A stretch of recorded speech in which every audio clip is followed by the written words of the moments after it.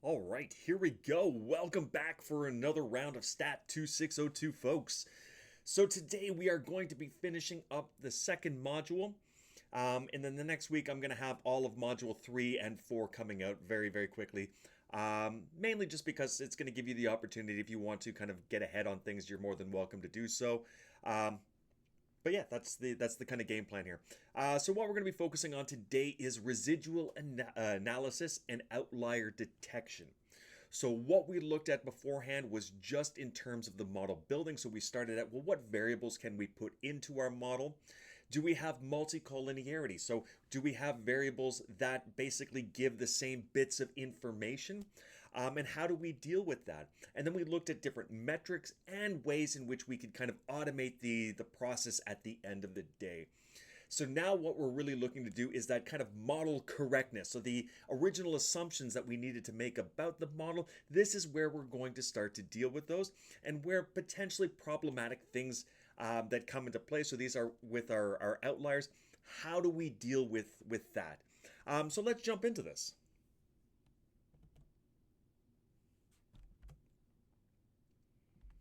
All right, so first things first, we're going to be talking about the residual analysis. So this is verifying the assumptions that we need about the model. So we know that in any statistical inference related to multiple regression models to be valid, the error terms must be independently and normally distributed with a mean of 0 and constant variance across the experimental region. So again, these are all based upon the assumptions that we need to make. So a plot of residuals versus fitted values should allow us to assess any violations in the zero mean and constant variance assumption. A normal probability plot of the residuals will allow us to assess any departures from the normality in the error terms. So we can look at the error terms, or we could look at the y values in itself. Typically with this, we're looking at the residuals, so the errors, the difference between what we predicted versus what the true value actually is. So we're going to be doing a lot of this visually. So we can use a scatter plot of residuals on the x-axis and the fitted values of x are on the x-axis, and we're going to use this to detect nonlinearity, unequal error variance, and outliers. So the residual, when we're dealing with the residuals, bounce randomly. So what we should see, like when we plot these things in the scatter plot, they should bounce randomly around the line of 0. So we should have some things. So 0 would be basically if we predicted and hit exactly what the true value is going to be. So the residuals is equal to 0. And we do this again for all the possible values that we have. So some are going to be above 0, some are going to be below 0 if we over projected, under projected. But what we should see is no real pattern in there. So bouncing around randomly. This would suggest the assumption of the relationship is in fact linear, is reasonable. So if there is sort of patterns that are happening inside of there, well, maybe there was something that we didn't take into consideration beforehand that we may want to take into consideration now. The residuals roughly form a horizontal line around the again, that 0 line. This suggests the variance of the error terms are equal. So if we can kind of bound, we have that 0 line, so some things are coming above, some things are coming below. If we could bound that above by a horizontal line and below by a horizontal line, basically avoiding kind of any sort of a cone shape. So let's see if I can do a little graph here.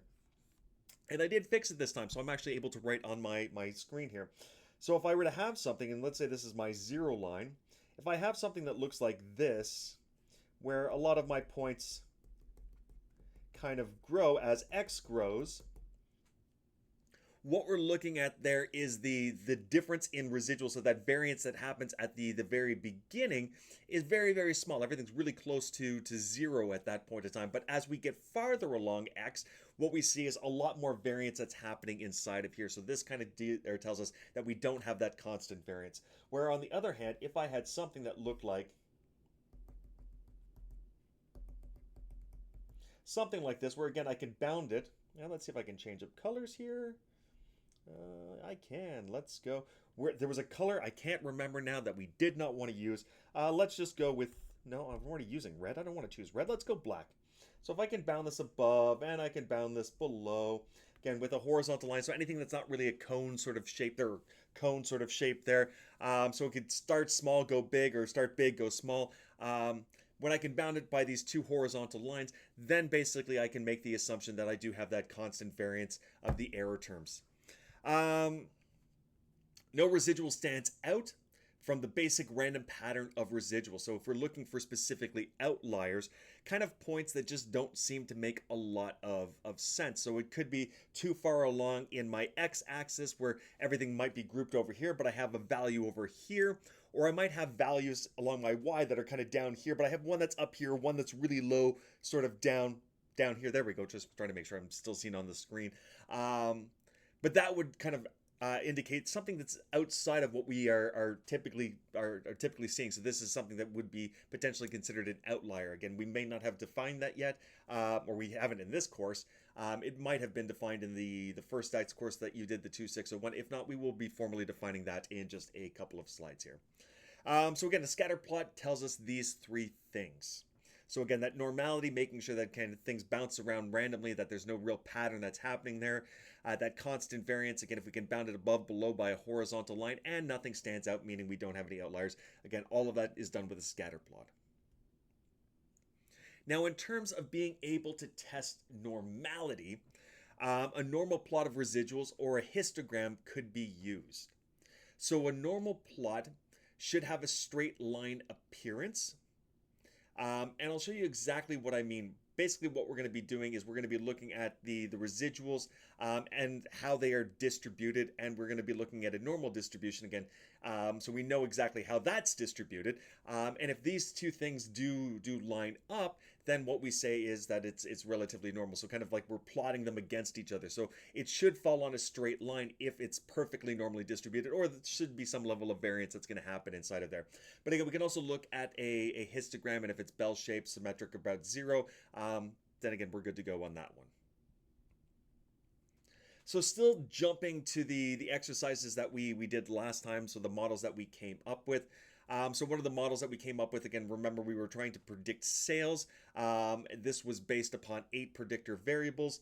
The model that we came up with based upon numerous iterations of it and different metrics was one that used time, market potential, advertising, market share, and change. So that's the model that we are going to be running our analysis on right now. So we want to perform a residual analysis to determine if the model assumptions have in fact been met.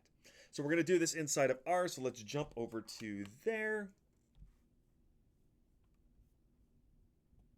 Here we go. All right, so I'm going to need a couple of packages here. So let's just install them. So again, anytime you open up a new script and you see at that very top there, we can see it right here. That yellow line means something hasn't been installed. So I'm calling a package that hasn't been installed yet. Now I do have all the install packages coded in there. So if you want to run them from there, awesome. If not, just click install. It's going to do all of that for you. It'll take a couple of seconds. Has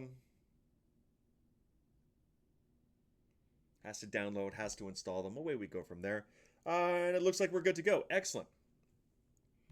So since I am starting fresh here, I do have to bring back in the data that I was playing around with. So again, just for good practice here, I want to set that working directory to source file location because I have all of my data files in the same place that I have all of my R files. Now, all of my packages have not been loaded, so I need to reload these. So I'm going to bring in that read Excel because it's an Excel file. And now I'm going to be running the read_Excel function to bring in my salespref2.xlsx. I've already set that working directory, so I know that this knows exactly where to pull this file from. And there we go. And now I want to build what we term to be the reduced model, because this was the last thing that we did when we were dealing with that partial F test. The reduced model is, again, sales is explained by time, market potential, advertising, market share, and change. And we're using the LM function to build this model. There we go. Okay, so now everything is in there. Let's run the residual analysis. So this is all part of exercise 7. So the first thing that I want to do is I want to get the residuals. So the residuals, again, are just if I have my predicted value, so let's call that y hat, the difference between the true value y, and we can do this sub I if I really want to. This is my residual sub I. So we're going to do this for each one of them. You can see that up on the top screen there that I just wrote. So that's it. It's just the difference between what we predicted. So we built a model. In this case, we call that model reduced. If we use that model to predict all of the values, what's the difference between the predicted and the true? All right, so we use the resID function for this, and I just put in that model reduced, and I'm going to store this to the variable res.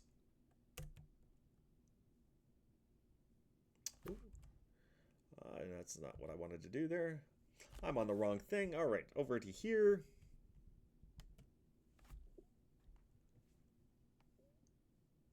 Right. Nope, I am. See, I wrote something down, and that was the problem. Move over here. There we go.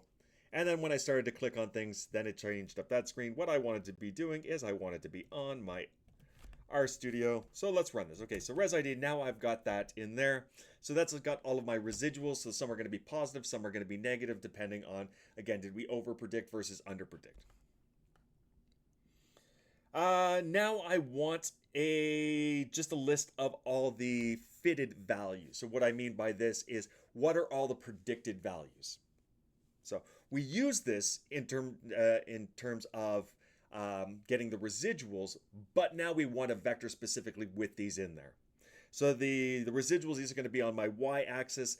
The predicteds are going to be on my x-axis in terms of my scatter plot here. So there we go. I'm going to store that in the variable pred.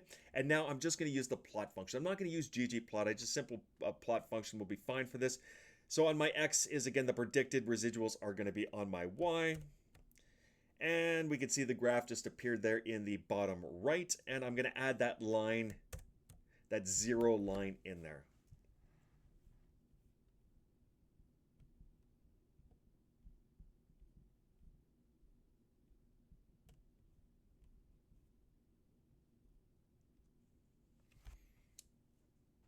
All right. So what we should see in here is there really shouldn't be any kind of a pattern.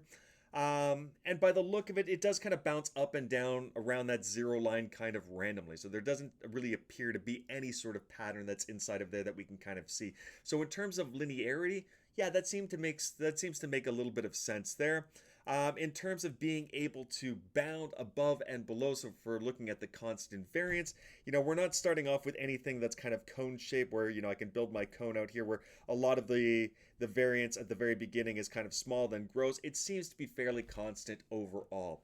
So we do have some large ones here. We do have some larger ones here at the very beginning. Well, not so much that's happening here, but we don't have really a lot of values that are happening right at the very beginning. They're all kind of grouped around into here.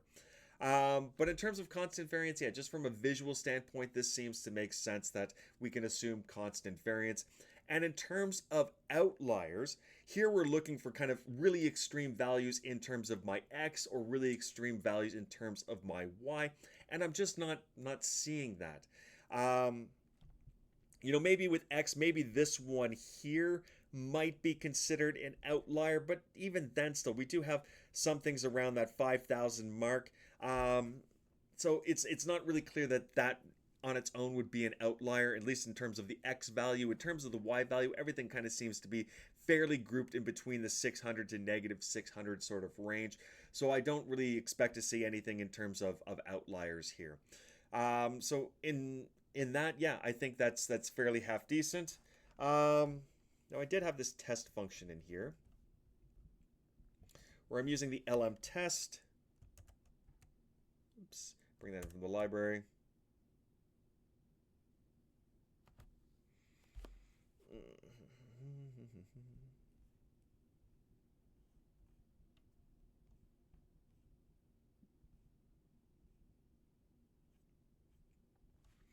All right, let's just, I'm going to run down here. Let's do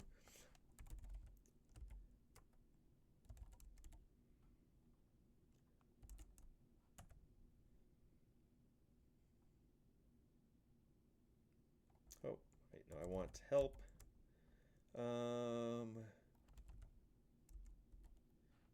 There we go.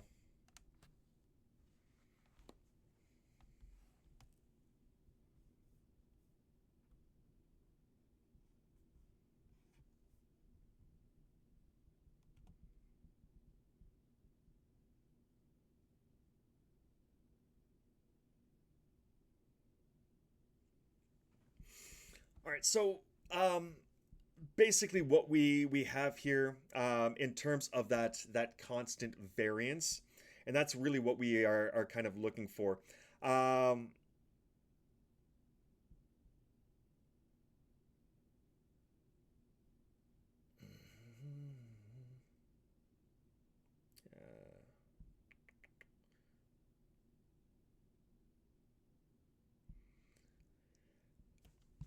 so basically, what we're just kind of looking at here is what do I want to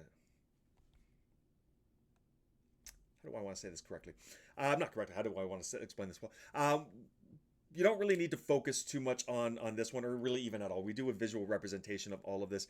It's just sometimes the constant variance. It's not always easy to be able to tell if we can bound this above and below by this horizontal line. So we have different tests out there to be able to do it. This, just using the BP test, is just one of the ways of being able to do it. So basically, the null hypothesis in this case is that we do have in fact have constant variance. The alternative is it's not constant variance. So when we're doing looking at the p-value of this, the p-value is 0.5384. So basically what that means is we're going to fail to reject the null hypothesis. So it doesn't give us any clear indication that there is a violation in the constant variance aspect of this, which again is exactly what we saw when we looked at the graph. So it's really not the end of the world, but we don't need to really kind of formally run this test. I can't remember why I actually put this one in here. Maybe sometimes just kind of looking at the plot, it could kind of look like at the very beginning that it was kind of expanding outward in a cone-like shape. But again, with this test here, that level of variation that we saw there, perfectly reasonable. So yeah, let's move on here. So what we're going to now do is look at that normal plot. So we're going to create what's known as a QQ plot. So basically what we're going to do is we're going to plot the residuals.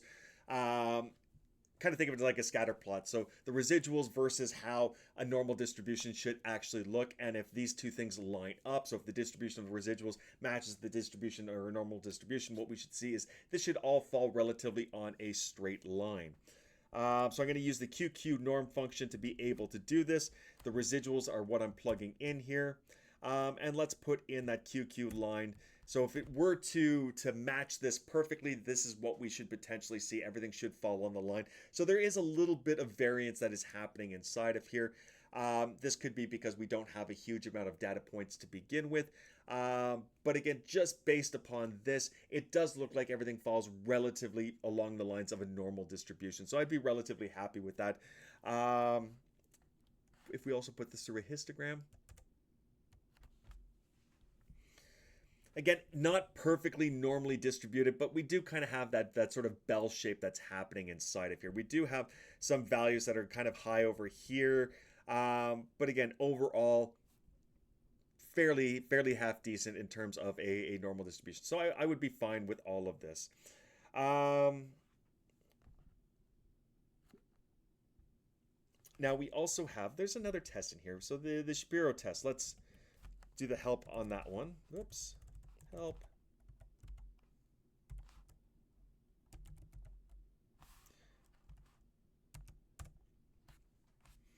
So this is a normality test. So we had the constant variance test. This is the normality test. So it's the same sort of idea. The null hypothesis is that there is no violation in that assumption. So the normality assumption is not violated. The alternative is that there is a violation in there. So even though based upon the graph in itself, it didn't look perfectly normally distributed, and same with the QQ plot, it didn't fall perfectly on that line. Is that level of variation something that we should expect based upon the data that we have? So I could run this test here. Again, these tests are just confirming what we saw in the graphs. When we're doing this, we're just looking at the graphs. That's all we need, but just making sure that, again, what we're seeing in the graphs, we're interpreting that correctly. We can run these tests as well. You're not going to be tested on these specific tests, just the visualization part of things. So if I run this, again, just plugging in the residuals, what we see is a p-value of 0.1836. So it's not an extremely high p-value, but at the same point in time, it's not a small p-value. So By default, our alpha, that type 1 error, is going to be a 0.05 if it's not indicated. So we're definitely well above that. So if we were to run this experiment over and over and over again, this level of variation, we should see 18.36% of the time. That is fairly high. That's above our 5% threshold. So we, again, failed to reject that null hypothesis, where, again, the null hypothesis is there is no violation in the normality assumption. So we had the other one, that BP test, which checked for that constant variance assumption. So, again, no violation in there. We failed to reject the null. Here, the Shapiro test, again, same idea, failed to reject that. Okay, let's go back to my other screen here. Perfect. Now we want to talk about the outlier. So in terms of the model, that basic model that we came up with those 5 predictors there, met all of the assumptions. So we were able to, let's again just quickly recap before I jump into this next little bit here talking about outliers. So what we did is we got rid of that multicollinearity. So that happened in there at the very beginning. We tested for that. We used the variation inflation factor, so that VIF, to be able to determine which one we wanted to be able to delete. We deleted that. Then we looked at the p-values after we ran the summary table. And so basically what we were doing was we were doing that hypothesis test of H naught is that B sub I is equal to 0 for I is equal to 1 through, we'll say 8. There's 8 predictor variables, but we kicked one out. And the alternative HA is that BI is not equal to 0, so it's contributing something to the model. So when we ran this summary, basically this was the hypothesis test that we were doing. We were looking at each one of those predictor variables and going, is it adding something to the model or is it not? And we're talking about the population parameter in itself. So that's what the test. So we saw that there was a couple in there that had extremely high p-values. We started removing them. Some we did simultaneously. Again, we don't want to do that. We want to do one at a time. But I asked you to double check to make sure that we did that correctly. Hopefully you did. Hopefully you took a couple of seconds, ran through that and go, okay, we can get rid of this. Run the summary table again. Okay, now we can get rid of this. Excellent. So making the assumption that you did follow all that and you're just, actually, hopefully you're even watching the videos and just not going off the slides. Yeah, because sometimes it may not make. Holy jeez, caffeine time. Sometimes the slides and the code on its own may not make 100% sense, which is why these videos are here, so I can help explain these all to you. Specifically looking at these 2 tests, you might have no idea as to why they were in there. They were just in there to help us kind of confirm again that our assumptions based upon the graphs that we created are in fact correct. There we go. So we built the model. We came up with these 5 different predictor variables. There we go. Holy jeez. It's not even late in the day. I don't even know why I'm having this much trouble talking. So again, we came up with time, market potential, advertising, market share, and change. Remember, change had a p-value that was slightly greater than that 0.05. It was like 0.055, but we decided to keep it in the model anyways because it was looking like it was contributing something when we looked at the adjusted R squared. In terms of looking at the metrics, we did the cross-validation and saw that this gave us the best model overall. Again, that cross-validation tested our model on unseen data. So we looked at the original data set, broke it up into partitions, and one of those partitions was just for testing. The other we actually used to build the model in itself. And now what we did is we checked the original assumptions. Everything seems to have passed, so we're good to go. Now let's talk about outliers and influential observations. Holy jeez, that was a lead up. Should be up to just perfect. There we go. And title screen there.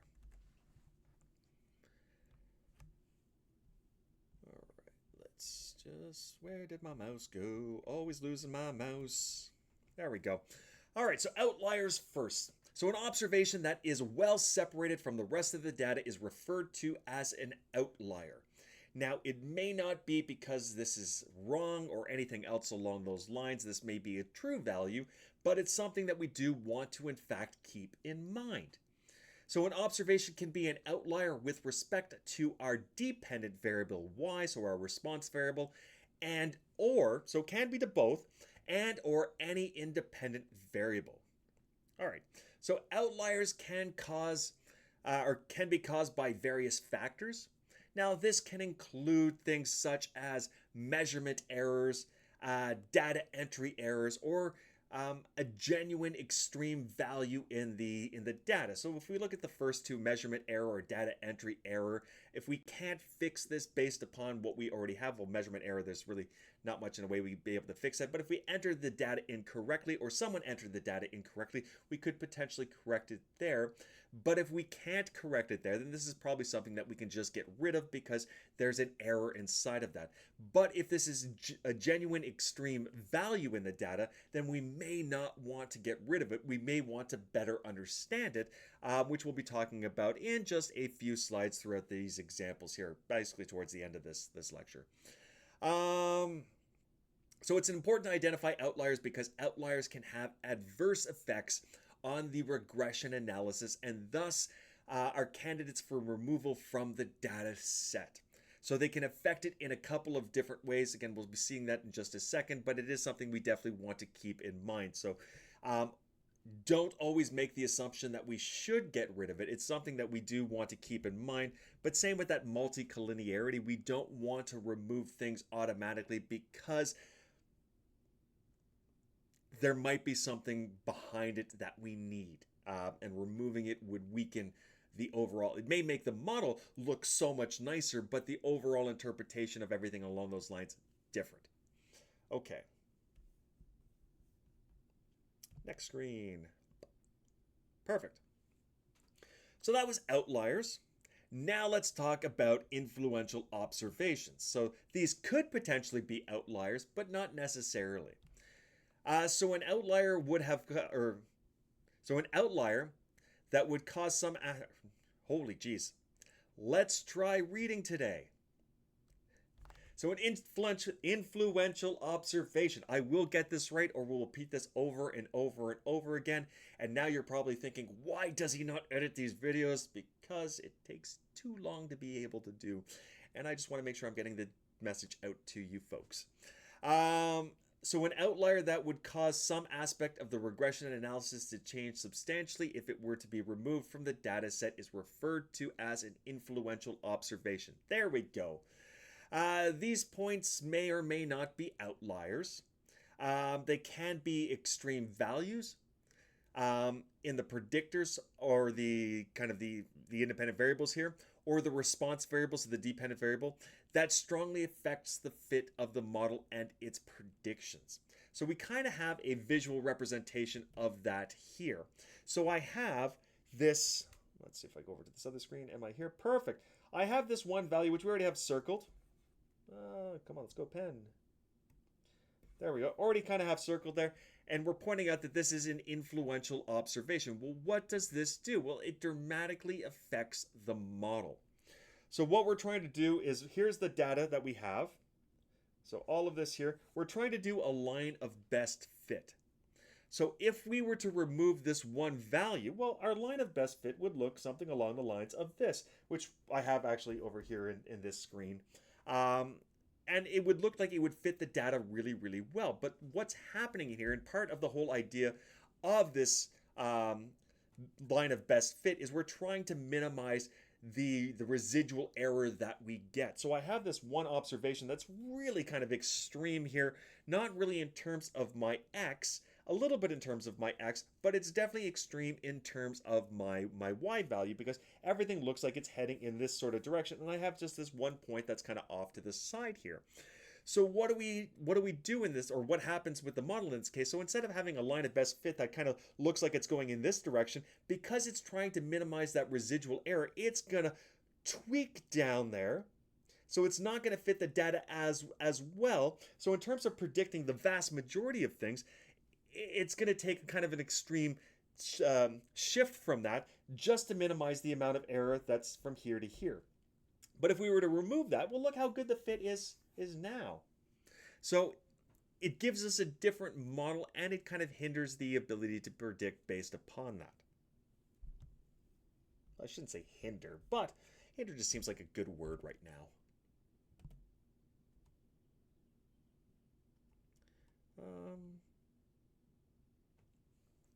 I didn't really explain this picture here. I kind of just thought about this for a second. So again, in terms of outliers, I said this could be with respect to x or with respect to y. So in the first graph here, what we have is an outlier with respect to x. So with respect to y. So if I'm looking at my y values, we'll look at everything here. It kind of fits in this one line.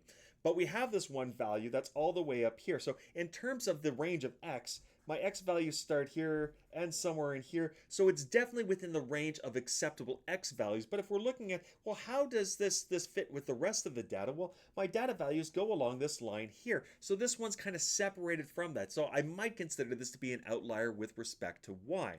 Now, in terms of my second graph over here, if I look at the vast majority of my x values, they're contained from here to here. Now, I do have this one that's all the way over to here. Might not be that far away. Depends on the scale. I haven't put in a scale here, but that might be extremely far away. Now, in terms of y, well, if I were to model this data would look like it's going somewhere along the lines of this. So it fits the general pattern of the y, but it doesn't fit with the x that we have here. So again, in the first one, x is bounded here and here. So it definitely fits in that x range, but it doesn't fit the pattern of what the y values are going to do. Here in my second one, and I'm pointing here, but they're both kind of the same. Here in my second one, there we go. It doesn't really fit in my x's, but it does fit in my y. Now, it can, in fact, be both. It doesn't have to be one or the other. We could, in fact, have both. There we go.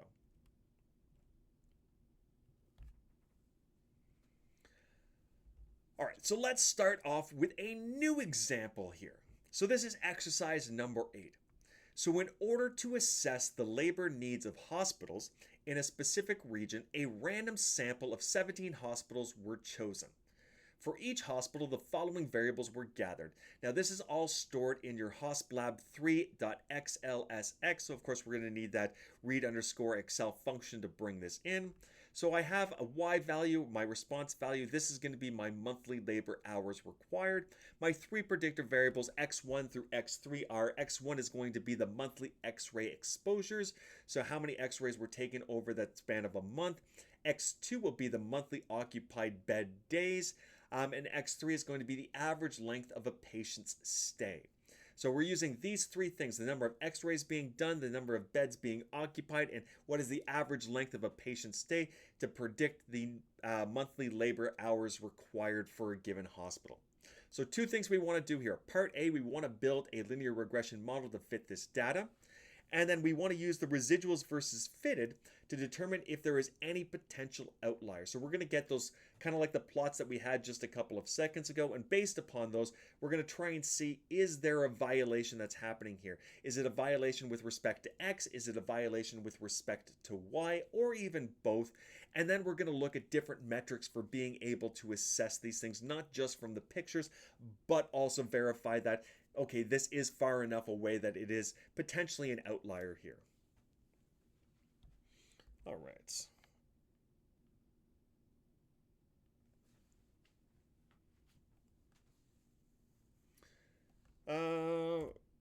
That's exercise 8, so I kind of skipped over there. So let's just jump over to my other screen here. All right. So I've brought in the read Excel file or package already using library, so I don't need to bring it in again. Let's clean up this stuff because I don't need any of this stuff anymore. Clean this up here. Let's go back to plots, get rid of these plots. And I can just do Control L to clean up this screen. Perfect. It's almost like I'm starting new.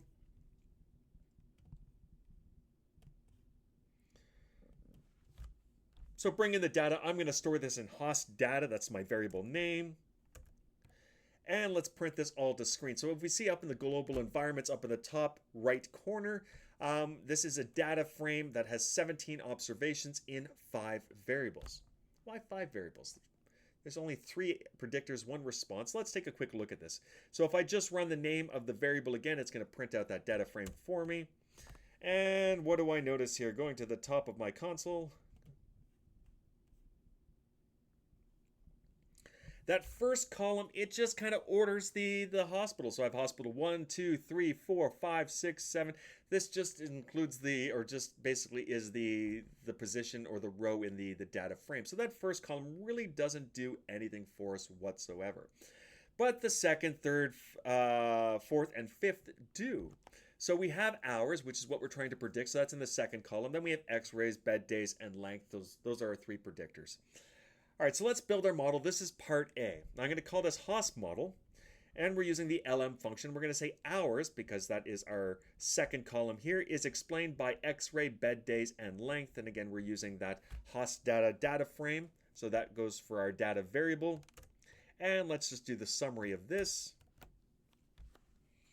And what do we know? Well, first thing that we notice is we have that adjusted R squared. So this is one of the metrics that we look at for evaluating the model. So how good is this model at explaining the variance in our response?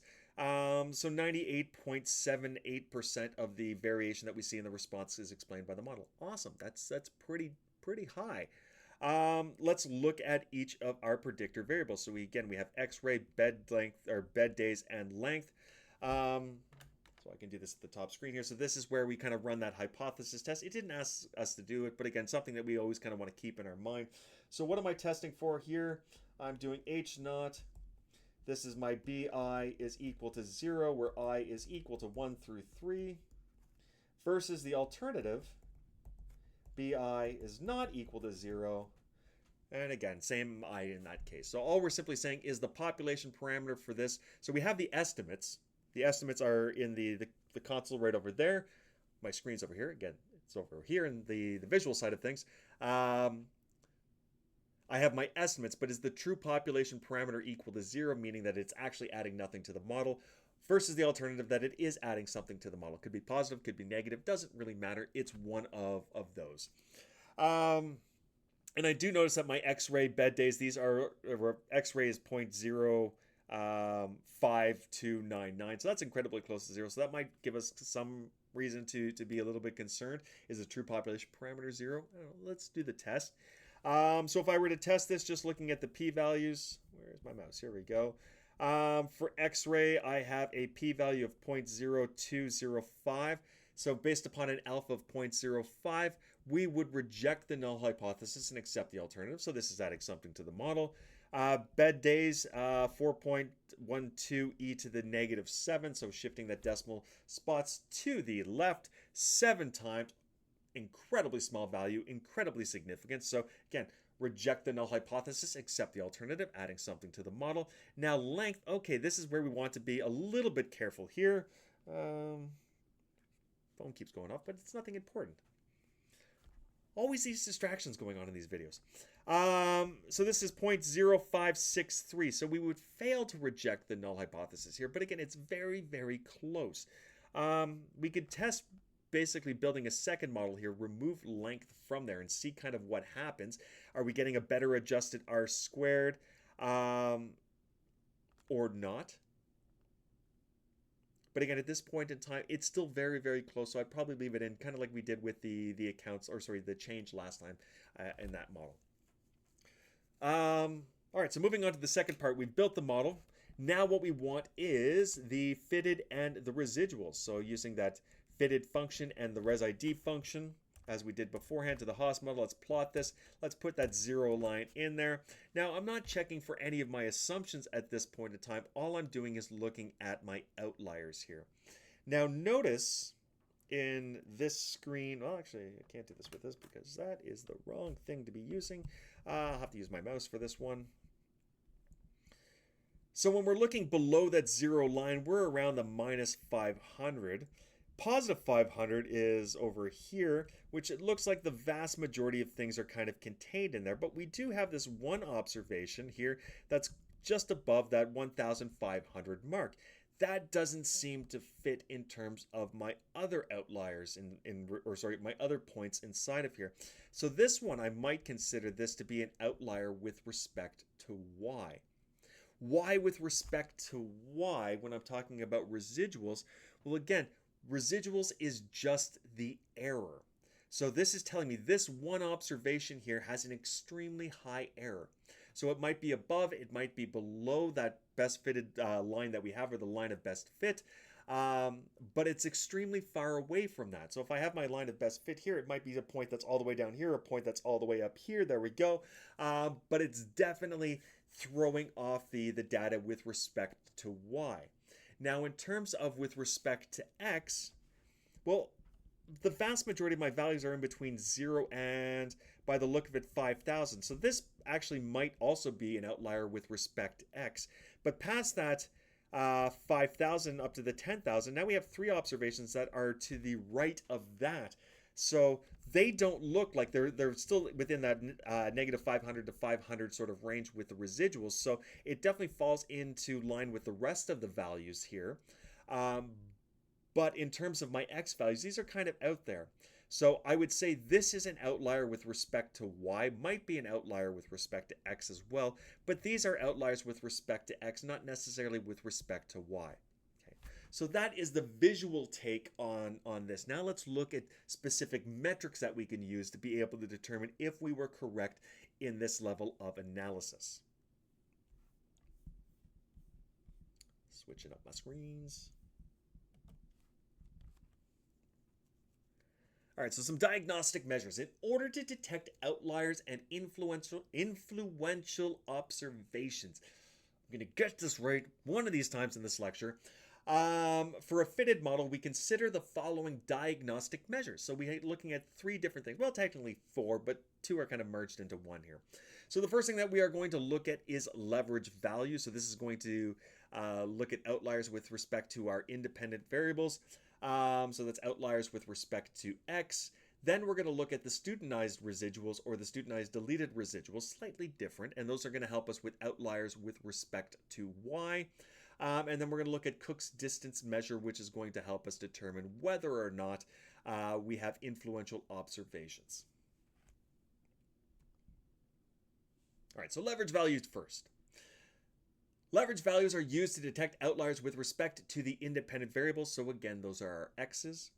A leverage value is a measure of the distance between the independent variable values and one observation and the center of the experimental data or experimental region. So if a leverage value is large, then the corresponding observations is considered to be an outlier with respect to at least one of the independent variables. It's not telling us which x it's an outlier to, but it's just telling us it's an outlier with respect to x. So the pictures that we have, we only had one x, so it's kind of easy to see. This is kind of my region. Is this outside of the region? But if there's multiple values there, it's not as easy to predict because it's not just a 2D model anymore. But same idea, we have these kind of experimental regions, and is this outside of that sort of region? Is it too far away from the rest of the data that we do in fact have? So the value would have a substantial leverage in determining the least squares prediction equation, which again is why we want to be able to detect these things. So the general rule of thumb, R is going to do these calculations for us, but what is that threshold for being able to determine whether something is in fact a outlier with respect to x? Well, we have this formula over here that's going to help us be able to do that.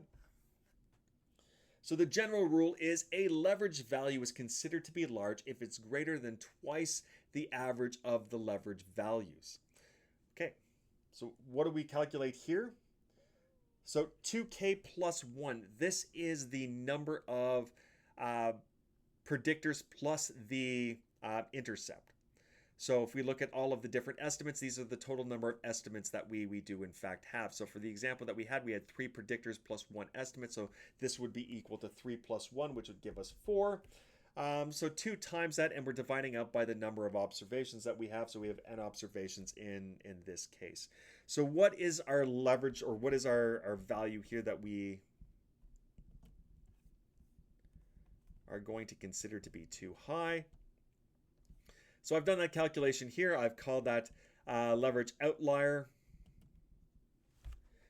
So that's 2 times 3 plus 1 divided by 17, which we see the leverage outlier, which if I just print this to the screen here, let me just highlight this, printing it to the console, is 0.4705882. So if I generate all of my different leverage values, so I'm going to get this for each one of my observations. If any one of those is greater than 0.7405882, Excuse me. There we go. If any of them are greater than that, then it is considered an outlier with respect to one of the independent variables or one of the x's.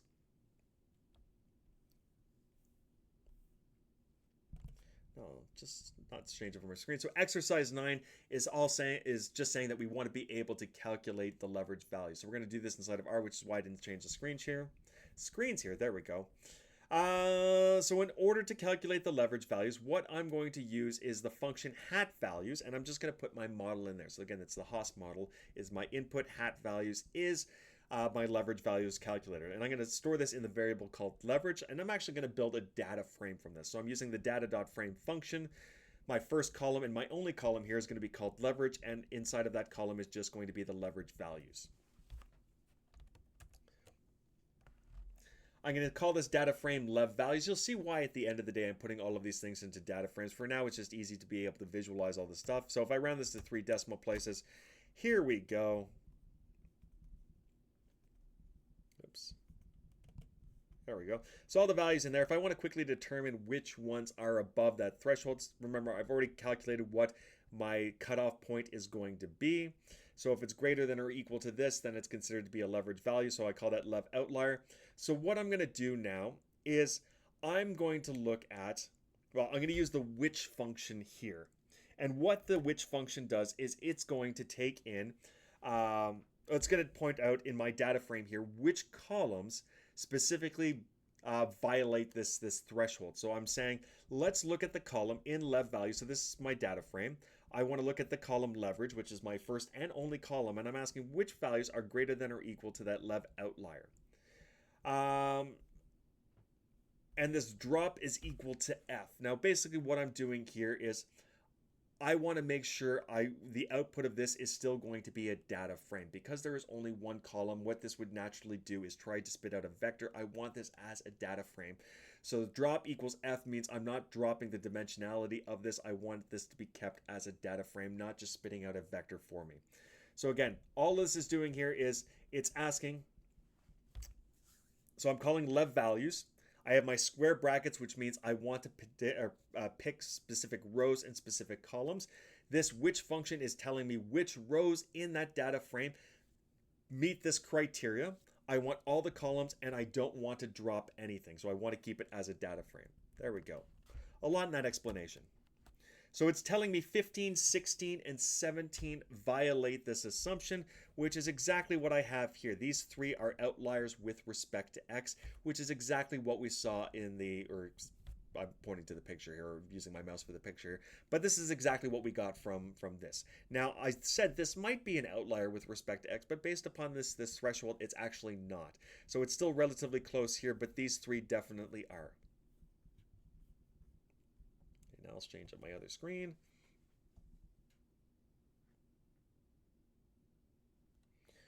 I feel like my phone keeps going off, but it's not actually going off. I'm just going a little bit insane.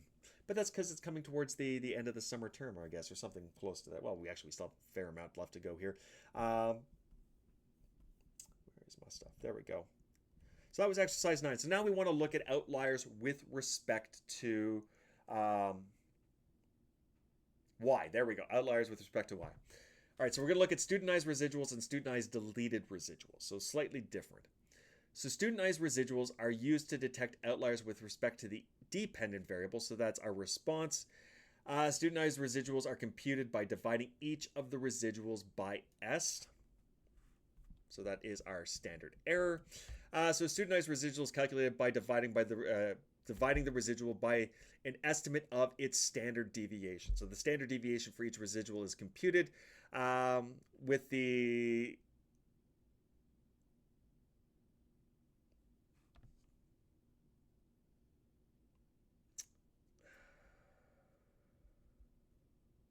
I didn't freeze here. I think I'm saying something about the studentized deleted residuals.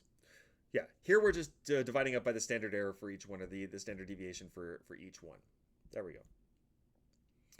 All right, so the general rule in this case is if the studentized residual for an observation is greater than 2 in absolute value, so if it's positive or negative, larger than 2, so larger than positive 2, smaller than negative 2, then this is kind of giving us an idea that this is an outlier with respect to y. Okay.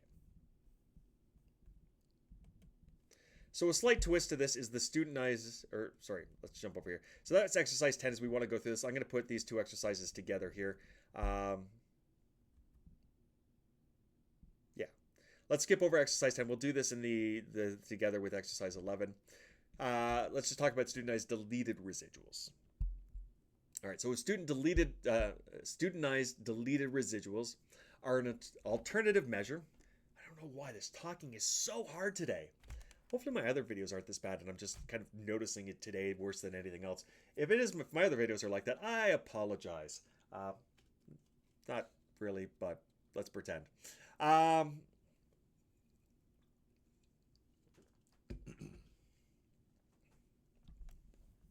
right, so it's an alternative measure for detecting outliers with respect to y. So instead of computing residuals in the traditional manner, which again, traditionally what we did was we created a model with all the data points in there. So we didn't take anything away, and I'm emphasizing that point. We use all the data points.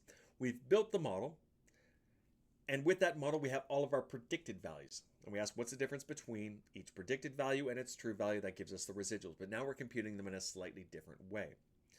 So what we're going to do now is we are going to compute it using this true value y sub I minus the predicted value, so y hat, with a subscript here, I. So what we are doing, and it's in the name here, we are deleting this value. We're not actually deleting, we're not using it in the calculation. So we're going to build a model without this value in there. So we're going to have a line of best fit for all the points except 1 point. This gives us our y hat sub I. So we're going to use that model to predict what would happen at value I. We know what the true value is. We've built a model without that value in there, but let's try and predict this value now with this model. So we do that prediction. We say, well, what's the difference between that and the true value? And this is a different way of being able to calculate that residual. And again, same rule of thumb. If the residual, or sorry, if the studentized deleted residual, which again, we still divide out by the standard error. So all that happens again in exactly the same sort of way. If that value is larger than 2 in terms of the absolute value, so if it's greater than 2 or less than negative 2, then it suggests that we have a violation in terms of the distance away from our y values. Okay. So exercise 8, I see exercise 8 in the wording of it, which is why I kind of got confused there. So exercise 10 and exercise 11, we are doing the studentized and studentized deleted residuals. So let's put those two things together. Let's jump over to R and let's get this done. Well, I'm at 52 minutes already. That's why it's getting to that point in time where it's like, these are getting a little bit long.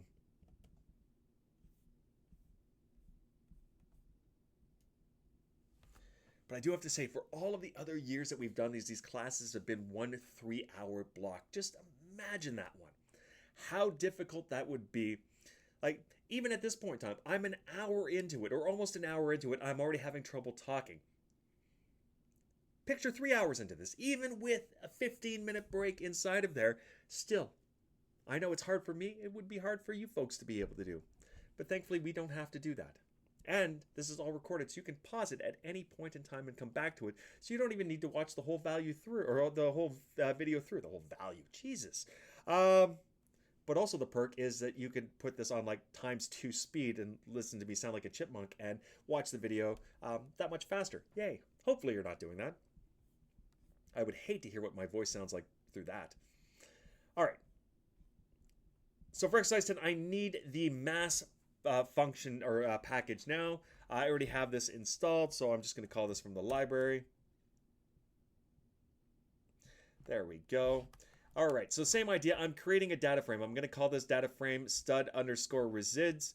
So using the data.frame function, I'm going to have one column. I'm going to call that column stud_residuals, a residual, and I'm using the sstandard function, or sorry, the rstandard function. Holy jeez. You know, this would be the point where I normally say, I'm stopping this video. We're going to try again later, but no, we're going to get through this right to the end. Our standard function, and I'm just putting in the model inside of there. Let's round this to 3 decimal places. So we have all 17 of the different studentized residuals, not deleted. These are the studentized residuals. And again, I'm just going to use the which function to find out which ones are in terms of absolute value greater than 2.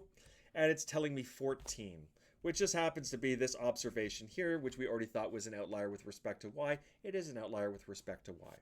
Using the studentized deleted residuals, same idea. Now I'm doing the rstudent function.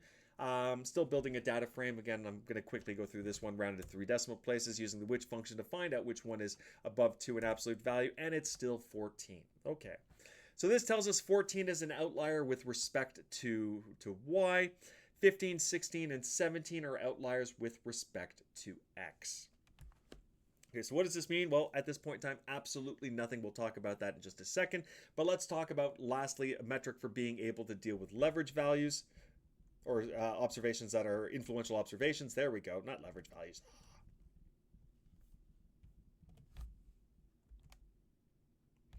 All right, so Cook's distance measure. Influential observations can be detected using Cook's distance measure. For each observation, Cook's D measures how much the estimate of the regression coefficient changes when that observation is removed from the data set. So same idea, kind of like with the studentized residuals, we remove an observation and we build a new model from there. We're doing exactly the same thing in here. So we build the complete model, we remove one of those observations, we build a new model based upon that, and how much do our estimates change by? We're expecting to see some level of change, but if it's a significant amount of change, and we're going to use Cook's D to be able to help us determine what that level of significance is going to be. But if there's a significant change in that, then we consider that observation an influential observation. It's dramatically changing what my line of best fit is going to be. So a couple rules of thumb in this, again, based upon the number of predictor variables that we have. So if k is equal to 1, if I have one predictor variable, then if any of the Cook's D's values are larger than 0.75, then we consider those to be influential observations. For 2 predictor variables, so k is equal to 2, anything above 0.85, and last but not least, k equals 3 or larger, so 3 or more predictor variables. This is the case that we are in now because we do have 3 predictor variables. If anything is larger than a 0.9, then again, we run into that same issue. It's an influential observation. All right. Exercise 12. Now we're going to do this last one here.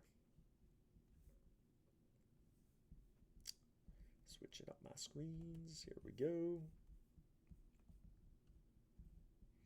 All right, so we're going to use the function cooks.distance, putting in Haas model, storing this in a data frame, calling this data frame CD, rounding it. All right, so we're looking for values. Again, let's just go back to the other screen here. There we go. Since we have the 3 predictor variables, we're looking for anything above a 0.9. Now, I didn't use the which function here. Let's just do a quick look. So anything above 0.9, nothing, nothing, nothing, nothing, nothing, nothing, nothing, nothing. 16. So very, very close, 0.897. If we were to round that to 2 decimal places, that would round up to a 0.9. But right now, it's borderline. 17, 5.033. Okay, that's definitely an influential observation. So that one is problematic. So hospital 16, hospital 17. These are the extreme, well, even 15, 16, and 17. If we look at these values, so if we look at the outlier value, so that's 14, which is an outlier with respect to y. 15, 16, and 17 are outliers with respect to x. These are all contributing. So they have a Cook's D, which is fairly high, but again, not in terms of being an issue, except for 16 and 17. 16 is on that threshold. 17 is definitely well above that threshold. All right, so what we do here, and there is no function that kind of does all of this for us, so I've built a function here that does this, so you're welcome to copy and paste this into your own code when kind of running through these sort of analysis here. We haven't talked about creating a function. We've used functions before, but we haven't actually created a function. All right, so what we're doing here is I'm going to create a function, and I'm going to say it's something like y is equal to this. Well, we're not going to call it y. We're going to call it out summary. Summary is going to be capital. Or S is going to be capital for summary. So out summary, that's the name of my function. So if I want to be able to call that, I'm calling that function name. Now it's going to take an input, and I'm not specifically saying what this input has to be, but I'm going to call this data model. So what I'm going to be doing, and this is kind of my indication, it's not like other programming languages where I have to put exactly what the data type that I'm including in here. I'm just putting the name, and based upon the calls that are happening inside of there, I should be calling things correctly. But there's no initial check to make sure I'm putting in that right variable. So I'm just putting in something that's going to be called data model, which by the name in itself tells me that I'm adding a model for the data that I have. Now that I'm going to have that inside of there, I'm going to create a vector for my residuals, for my hat values. So this is my leverage values. So my studentized deleted residuals, and my Cook's distance. So I'm creating these different vectors in here. I'm going to basically create a data frame where each of these vectors are going to represent a column. I'm going to rename those columns to something that's going to make a little bit more sense. I'm going to round each of those columns to 3 decimal places, and I'm going to return or basically it's going to give me that data frame in the end. There we go. So I would run this like I run anything else. I'm just going to do that Control Enter, and notice now we haven't seen this before, but because I've created a function in the global environments, I have a function section which is called out summary, and it's a function which accepts one parameter in here. So if I call out summary using that Haas model, I should get my data frame that is now just everything that we've already calculated all into one nice spot. So I have my residuals. We didn't really use these for anything, but it's kind of nice to see here. So again, my residuals calculated normally, so just my difference between the complete model, so with all of the data values in there, so what's predicted versus what's true. My leverage, my studentized residuals, studentized deleted residuals, and Cook's D. There we go. And from here, I can kind of go through each one of these and be able to determine which one violates the thresholds that we kind of need. All right.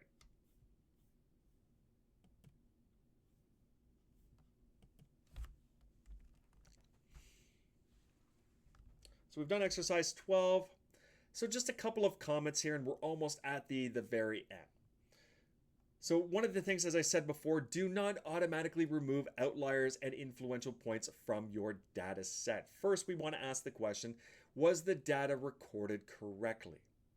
So was the measurement done? Was it inputted correctly? If it wasn't and we cannot fix it, then remove it and refit the model. Not the end of the world. We're just down one data point, but it was a bad data point to begin with. But if it was recorded and entered correctly, then it's a true value.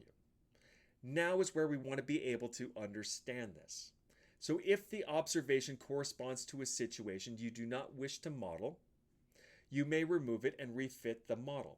We'll talk about that in just a second. However, if the observation is important to what you're trying to predict, then your current model may not be suitable. A new model may need to be defined. So we may want to be able to change things up. That's for a different course for us. At this point in time, we would just leave it in. But what about that first part of that sentence? If it wasn't something that we were trying to model. Well, let's kind of go with that idea now. All right, so my last exercise, exercise 13, using the same data. 2 parts of this. Part A, suppose hospital 14, so hospital 14 was an outlier with respect to Y. So with respect to X, it was perfectly fine. So it was reasonable in the amount of resources that it needed. But in terms of labor hours, that didn't match up. So the true value to predicted value just didn't match up. So suppose hospital 14 has been run inefficiently. Because we need to develop a regression model used to model efficiently run hospitals, based upon this assumption, removing hospital 14 may make sense, and we can refit a model from there. So if the idea is we are only looking at hospitals which are efficiently run, not inefficiently run, but efficiently run. We want to model those, and we've determined that hospital 14 isn't efficiently run. Okay, well, it's not part of what I'm trying to model. Now I can remove it and refit the model from there. Okay. Part B of this is we still have those outliers. So if we remove hospital 14, we remove that outlier with respect to Y, but what about with respect to X? So we have, again, X is the amount of resources required for each one of these sort of things. So what happens if all of the points are kind of all grouped together? Well, then the amount of resources for all of this is kind of similar in this sort of regards. Now we have these ones that are kind of extreme, so they require more resources. But it's not an outlier with respect to y. So even though it does require more resources, the amount of hours, or the labor hours that requires, matches up with the current model. So more resources, more hours, okay, perfectly fine. So suppose we categorize some hospitals as small and some as large. So larger hospitals require more resources, which will require more labor hours. So this is going to give us a better idea of, or better way of being able to use those data points inside of here. All right, so large organizations sometimes exhibit inherent inefficiencies. A dummy variable for size. So we're going to add a dummy variable for size, and then we want to refit the model. So these ones we're not going to automatically get rid of, but we're going to break them up. We're going to add on a new category. We're going to say some are going to be small hospitals, some are going to be large hospitals.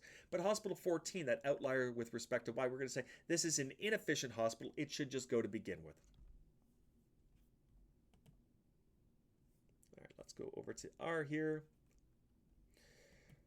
So I'm going to create a new data frame. I'm going to call this HOSData1, and all I'm going to do is I am going to take the original data frame. So HOSData, I've got my square bracket, so this is where I'm telling it which rows, which columns I want. No, notice after the column, or after the comma, I have nothing here, which is telling me I want all of the columns.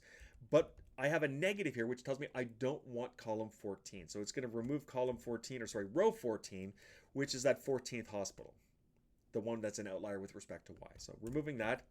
Now I have this new data frame, and I'm going to build a model where my hours is explained by x-rays, bed days, and length. So exactly the same as before, except this time around I'm just doing it without hospital 14 in there. And if I look at my summary for this model versus the summary for my other model,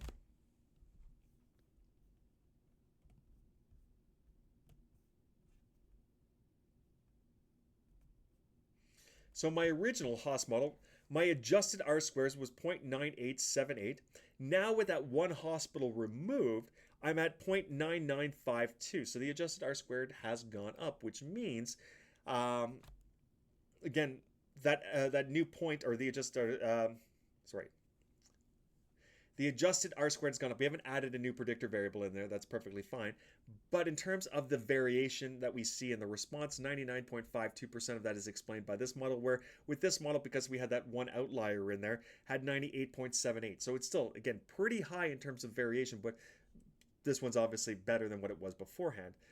In terms of my, oops, here we go.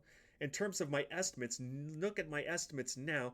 All have p-values which are in fact significant. This I didn't have beforehand because that last one, the length of stay, that wasn't significant anymore. But because we removed that inefficient hospital, all of the parameters are now, or all of the estimates are now, would now pass the hypothesis test. There we go. See, we're at over that hour mark. This is where the brain really starts to shut down. We're almost there, folks. Okay, so what am I trying to do? I've removed that one and I've refit the model. And let's just look at, so we've gotten a better model overall. Look at my out summary now for this new data.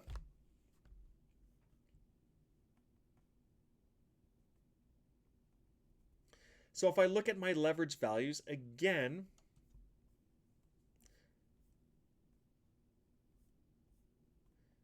what do I have here? Actually, I can do this in my console. So I have 2 times 3 plus 1, which is my 4. Whoops, 3 plus 1 gives me my 4. Divided by, we're not dividing by 17 anymore. We're dividing by 16. So 0.5 is my cutoff. So if I'm looking at this, notice that in terms of my leverage values here, why is this not working? My mouse is not working right now. Well, it kind of is.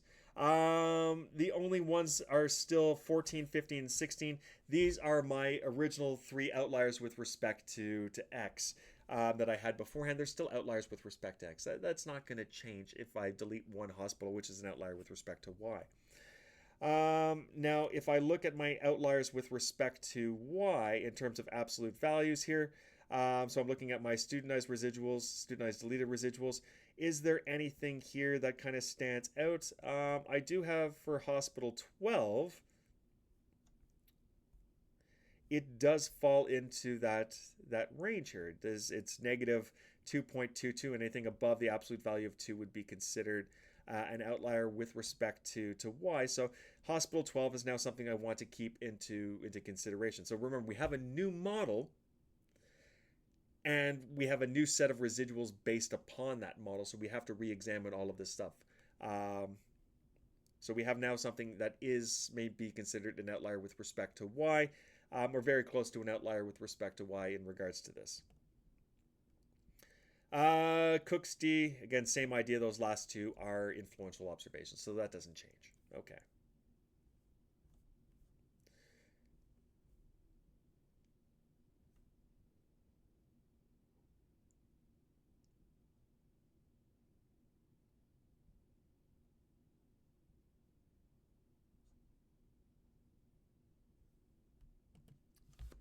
Part B of this. There we go.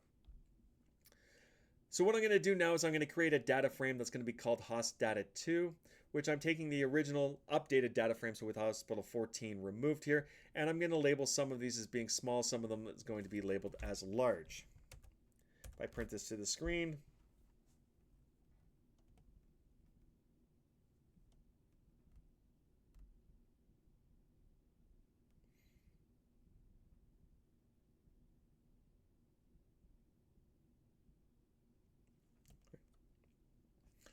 so what I'm doing here, my first input is my HOSData1. So this is my original data frame. So I'm just putting into my new data frame the original data frame, and I'm adding on a new column. I'm calling this column size. So I'm going to create a vector. So I'm using that C function, that combined, and I'm doing two functions inside of here. The first function is going to be rep, which is going to be for repeat, and I'm using this twice. What it's going to repeat is small 13 times. So the first 13 hospitals, those are going to be small. The last 3 hospitals are going to be labeled as large, which we can see in this new data frame, which I've already printed to the console here. I have this last column called size, which is 13 small, 2 large.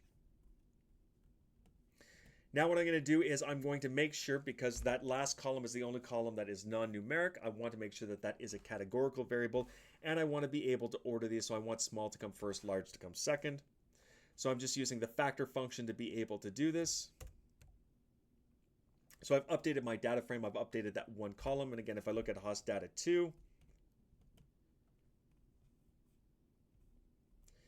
notice that everything is numerical except for that last variable or last predictor variable in here. That is a factor with 2 levels, small and large. Perfect. So now I'm going to create HOSData2.lm, which is my linear model. I'm saying hours explained by x-rays, bed days, length, and size. And if I look at my summary here, what do I get from my summary? If I'm running now that hypothesis test, my hypothesis test is asking me whether or not the true population parameter for any of these estimates is actually 0 versus non-zero. So if I notice for bed day or x-rays, bed days, and length, all of these are statistically significant with an alpha of 0.05.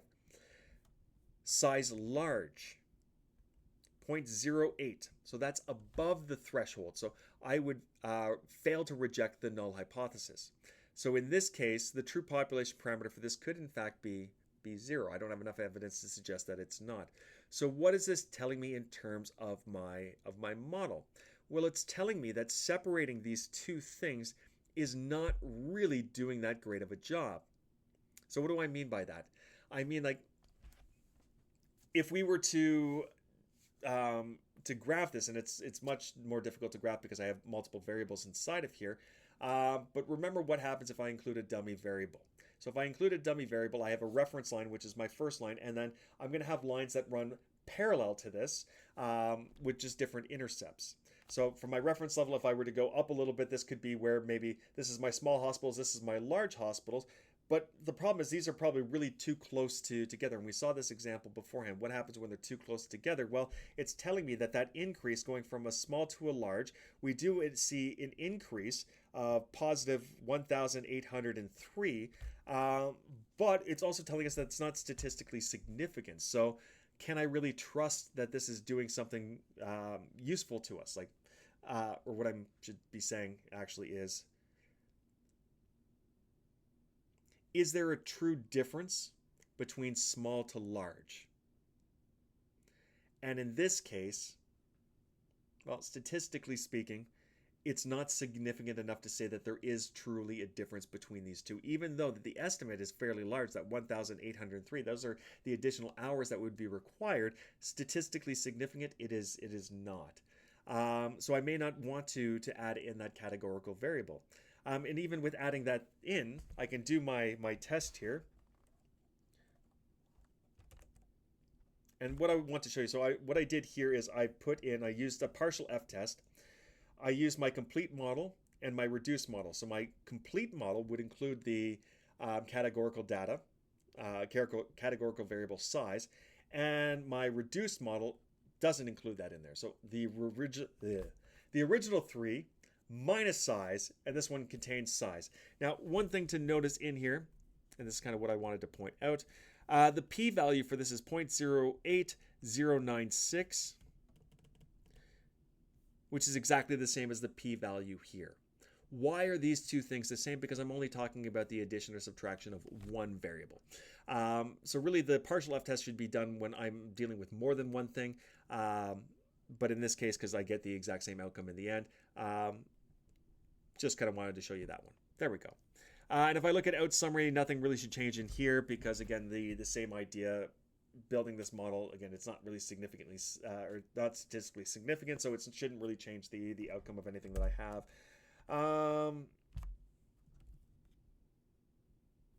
And again, those last three, well, it did actually change one thing.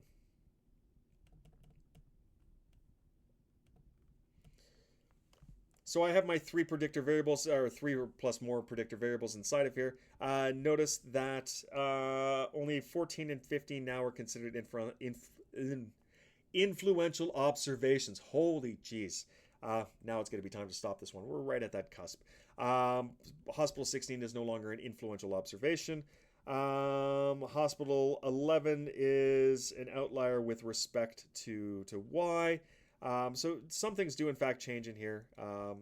So it's always good to run that out summary. And again, out summary is not a normal function inside of here. I've created that one. If you want to copy it from the code and use it in your assignments, you're more than welcome to do so. It just kind of puts everything into a nice data frame. Anyways, that's it. That's all for now. That puts us almost at an hour and 20 minutes, which would be a regular class. But this is a recorded video, so it just feels even longer than that. So that's it. That's all for today. If there's any questions, feel free to reach out. This concludes everything for the first two modules. As I said, I already have everything recorded for the next two, so I'm going to be posting that automatically. So if you want to get ahead on it, awesome. If not, you got the time frame to be able to do this. Each module should take about a week to get through. So yeah, you have all of July and the first couple weeks of August to be able to do this. I will be talking about the final exam soon enough. That's it. That's all. Yeah. Any questions, comments, concerns, reach out. Otherwise, we'll see you back here next time. Take care. And where's my mouse? There it is.